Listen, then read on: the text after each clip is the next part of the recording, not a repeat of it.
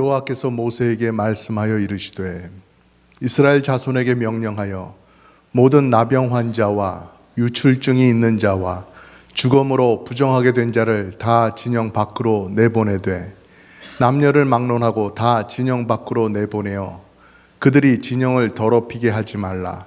내가 그 진영 가운데에 거하느니라 하시매 이스라엘 자손이 그같이 행하여 그들을 진영 밖으로 내보냈으니 곧 여호와께서 모세에게 이르신 대로 이스라엘 자손이 행하였더라. 아멘. 하나님께서 머무신 곳에 생긴 변화라는 제목으로 말씀을 드리겠습니다. 오늘 말씀에 있는 이 시간은 언제냐? 이스라엘 백성들이 애굽에서 나왔고 광야에서 머물던 그러한 시간인데요. 둘째 해가 되었다 하는 그러한 때의 시간이었습니다. 그동안 이스라엘 백성들은 시내산 앞에서 뭘 하고 있었습니까? 하나님께서 주시는 율법의 말씀을 받았지요. 그리고 하나님께서 이렇게 지어라 라고 하는 말씀을 따라서 성막을 만들었습니다. 그리고 그 성막에서 일할 제사장들을 세우고 임직식까지도 거행을 했습니다. 이렇게 하나님께서 그들의 백성들을 불러내신 후에 하나님의 백성으로 살 수 있도록 가장 먼저 말씀과 또 성막을 그들에게 허락해 주셨다는 거예요. 그리고 또 어떤 일이 있었던가 하고 이렇게 오늘 민수기의 말씀을 보니까 민수기 앞부분에는 각 지파별로 인구수를 조사했다 그런 말씀도 있고요. 또 성막을 중심으로 해서 이스라엘 지파들이 골고루 배치되었다는 것도 말씀하고 있습니다.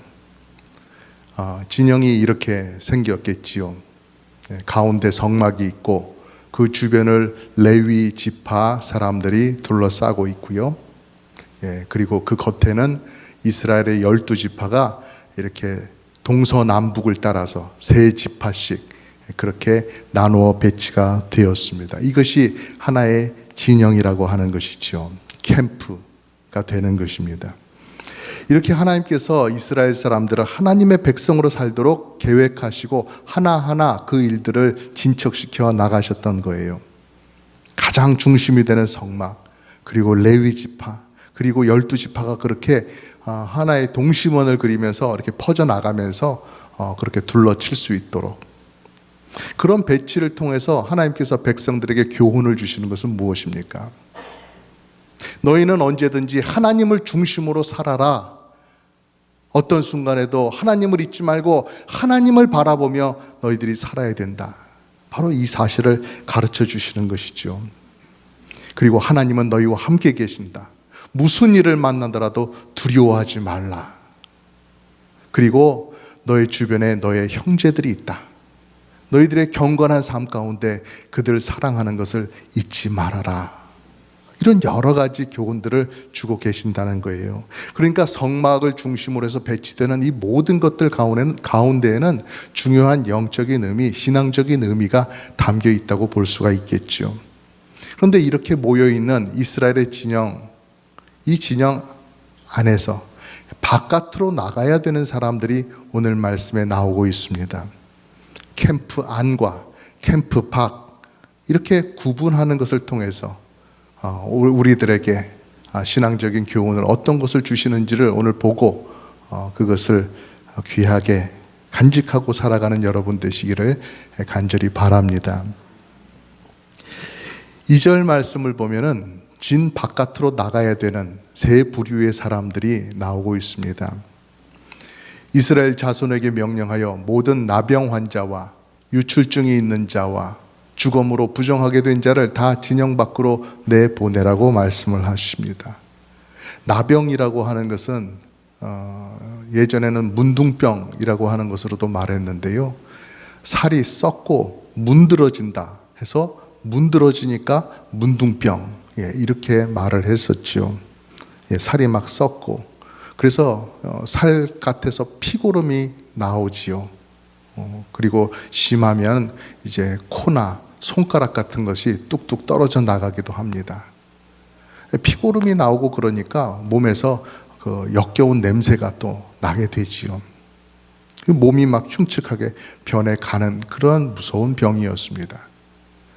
유출증이라고 하는 것은 남성이든 여성이든 몸에서 피나 고름 같은 것이 끊이지 않고 나오는 그런 병을 말합니다. 우리가 기억하듯이 누가복음 8장에 보니까 한 여인이 내가 예수님 옷자락만 만져도 내 병이 낫겠다. 우리 주님은 그런 분이시다 해서 용기를 가지고 예수님 뒤로 살짝 와서 예수님을 만집니다. 그럴 때에 예수님께서 그 여인의 사정을 아시고 그 여인을 고쳐주셨잖아요. 그 여인이 앓고 있던 병이 혈루병이었어요. 피가 끊임없이 흐르는 병이었죠. 그러니 그 혈루병도 오늘 말씀에 나타나고 있는 이 유출증의 한 종류라고 볼 수가 있을 것입니다. 그리고 세 번째로 이 주검을 만진 사람들, 그러니까 동물의 사체나 사람의 시신을 만진 그러한 사람들은 부정하다라고 하는 말씀을 하고 있습니다. 사실 이런 사람들이 부정하다라고 하는 것은 레위기 11장부터 15장 그 사이에 이미 되어 있는 말씀입니다. 근데 레위기서에서는 부정한 것을 판별하는 기준이 무엇인가, 또 그런 증상들이 사라졌을 때, 그런 것에서 나았을 때 어떻게 제사를 드리고 다시 캠프 안으로 들어올 것인가, 어떻게 하나님을 잘 모시는 삶으로 다시 회복될 것인가 하는 그런 것을 말씀했다고 한다면, 이 민수기에서는 이 부정한 사람들을 다른 사람들과 구별해야 된다, 그리고 그들을 분리하는 조치를 취해야 된다 하는 그 사실을 강조해서 말씀하고 있는 것입니다. 요즘에는 그런 세상입니다. 사리에 맞게 뭔가를 한다고 해도 혐오한다, 차별한다, 그렇게 말들을 많이 하는 그러한 시대이지요.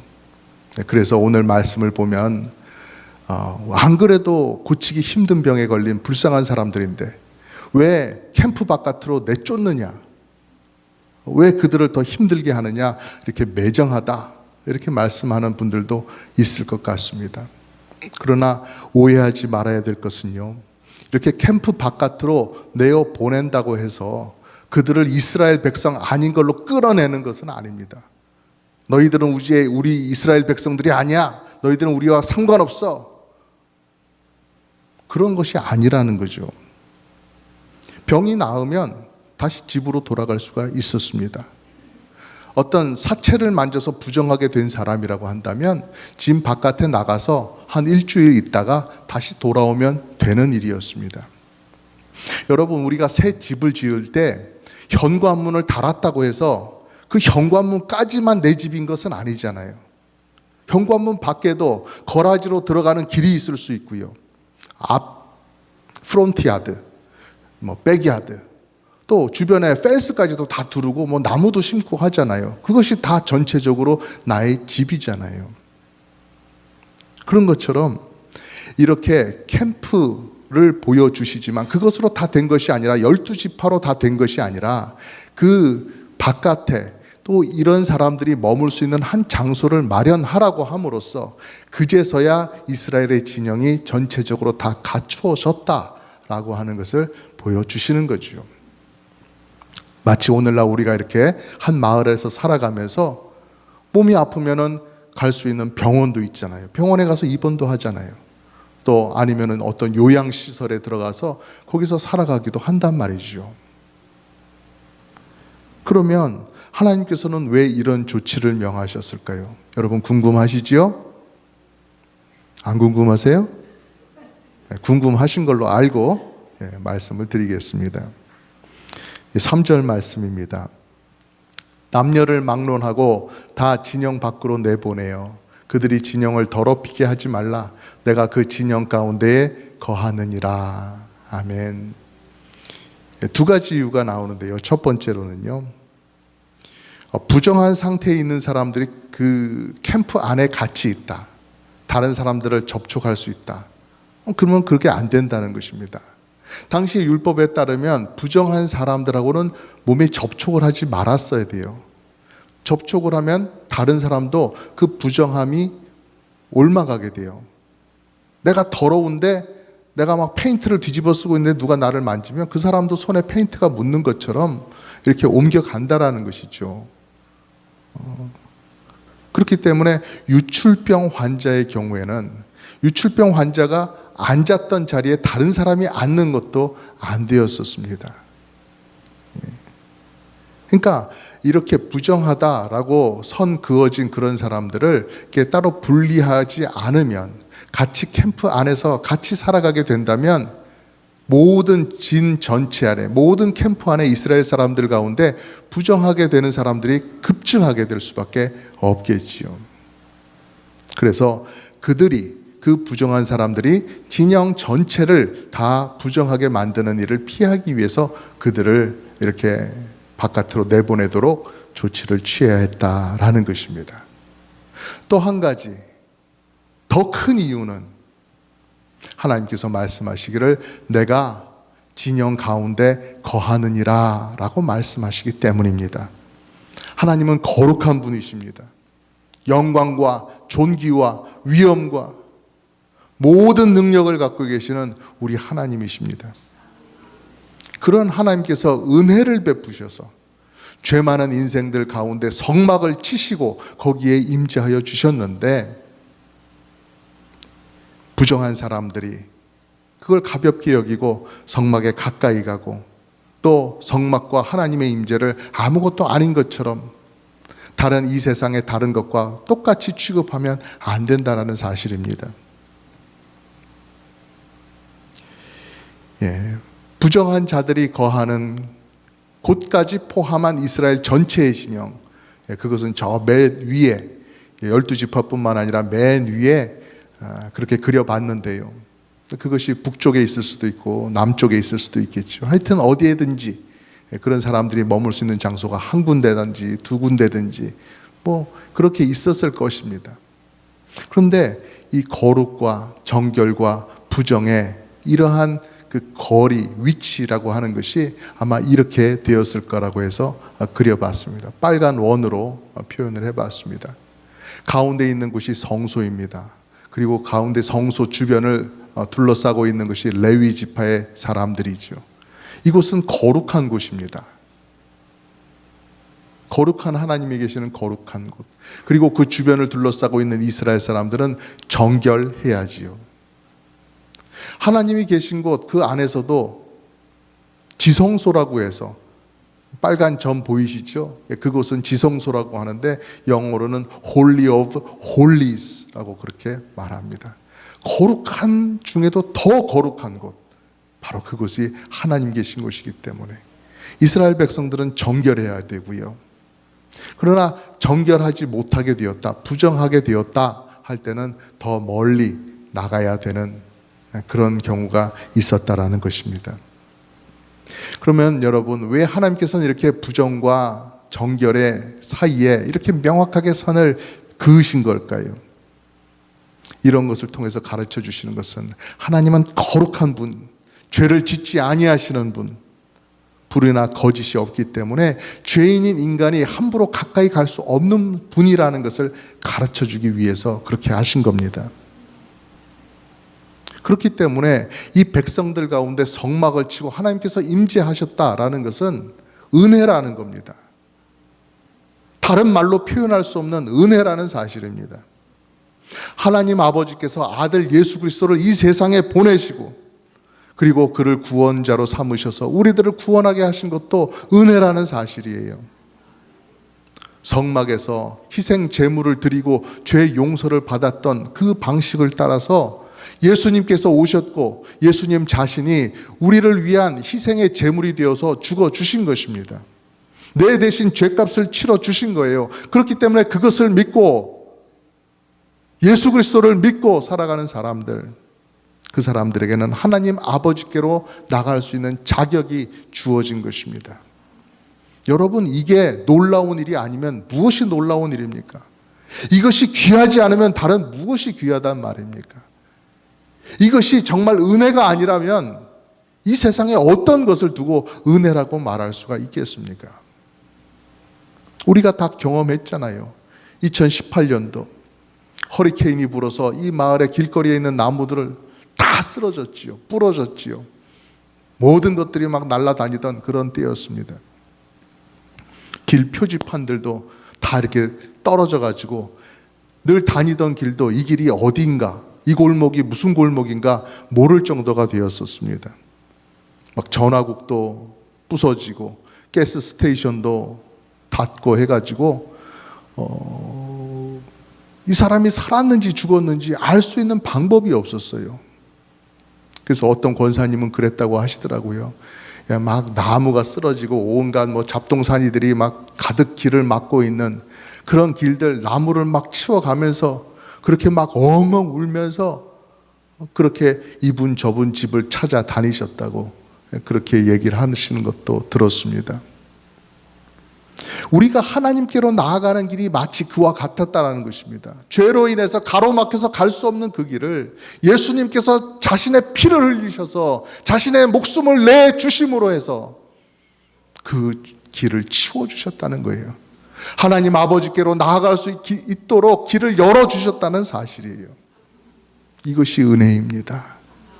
그렇게 은혜를 받아들여서 내가 이 자리에 있다라는 사실이 크나큰 영광이요 은혜라는 것입니다. 여러분, 당시에 이 캠프 안에 있던 사람들, 그 사람들은 저 캠프 바깥으로 나가는 사람들, 저 바깥에 부정한 사람들, 나간 사람들을 바라보면서 어떤 생각을 했을까요? 나병 환자들, 유출병 환자들, 시신을 만지고 나간 사람들을 보면서, 그래, 저 사람들은 부정한 사람들이니까 저기 있어야지, 당연히 저기 있어야지, 나는 괜찮아, 그렇게 안심할 수 있었을까요? 사실 부정한 걸 따져보자면 이 겉에 병들고 무엇과 접촉했던 그런 것만이 아니라 우리의 속까지도, 우리의 인격은 어떠한가, 우리는 어떤 인생을 살고 있는가 하는 것까지도 다 따져봐야 되는 것 아닙니까? 예수님께서 그렇게 말씀하셨잖아요. 우리 같이 한번 읽어볼까요? 시작. 무엇이든지 밖에서 사람에게로 들어가는 것은 능히 사람을 더럽게 하지 못하되 사람 안에서 나오는 것이 사람을 더럽게 하는 것이니라. 아멘. 저 겉으로 드러나는 그런 증상이 있는 사람들 몇 명만, 그 몇 가지만 부정한 것이 아니라 더 더럽고 더 역겨운 내면을 가지고 있는 사람들이 많이 있다라는 것입니다.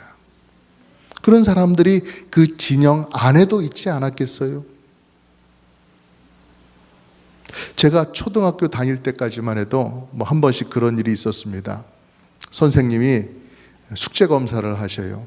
그런데 한 반 전체를 다 검사하지 아니하시고 한 분단만, 여러분 분단이라는 거 아세요? 예, 반에 들어가면 그때 한 분단이 4개가 있었습니다. 1분단, 2분단, 3분단, 4분단. 그래서 이렇게 두 줄이 이렇게 한 분단이었죠. 나하고 짝, 이렇게 해서 짝이 있었잖아요, 그때는. 그래서 4분단인 교실에서 다 하지 않고 한 분단만 딱 정해서 1분단이면 1분단, 2분단이면 2분단, 그 줄만 숙제 검사를 하시는 거예요. 자, 오늘은 1분단 숙제 검사한다. 숙제 다 한 거 다 펴놔라. 이렇게 하시고 이제 쭉 검사를 하시는 거죠. 다른 분단에는 숙제 안 한 사람들이 없었을까요? 숙제 안 하고 온 아이들도 있었을 것입니다. 그런데 검사받지 않는 분단에 있는 애들은 마치 다 숙제를 한 것처럼 아주 평안한 척 그러고 앉아있단 말이죠. 숙제 안 한 애들은 얼마나 떨렸겠어요. 그래도 숙제한 것처럼 다 평안하게 저쪽 분단만 숙제 검사 받고 혼날 애들은 혼나면 그만이다 이러고서 앉아 있었던 것이죠. 이렇게 하나님께서 짜놓으신 이 진영 안에서 하나님께서 부정하다라고 말씀하시는 그런 사람들은 진 바깥으로 나가서 살게 되어 있는데요, 만약에 하나님께서 그 속마음을 다 드러내 보이시면서 부정한 것, 더러운 것, 탐욕과 악취나는 그런 모든 것을 다 드러내시면서 너도 나가야 되겠구나, 너 나가, 너도 나가, 이렇게 하신다면 저 같은 사람은 어떨까요? 하나님께서 그럴 겁니다. 너는 비행기표를 줄 테니까 지구 반대편에 가 있으라. 네. 우리가 다 그런 모습이라는 것입니다. 나는 여기 있을 수 있어. 나는 이 진 안에 있을 수 있어. 난 느긋할 수 있어. 난 괜찮아. 이러면서 진 바깥에 있는 사람들을 바라보면서 우쭐할 수가 없다라는 거죠. 그러니 여러분, 내가 언제든지 성막으로 나갈 수 있는 그런 자격이 주어졌다는 것이 얼마나 놀라운 영광인지 모르는 것입니다.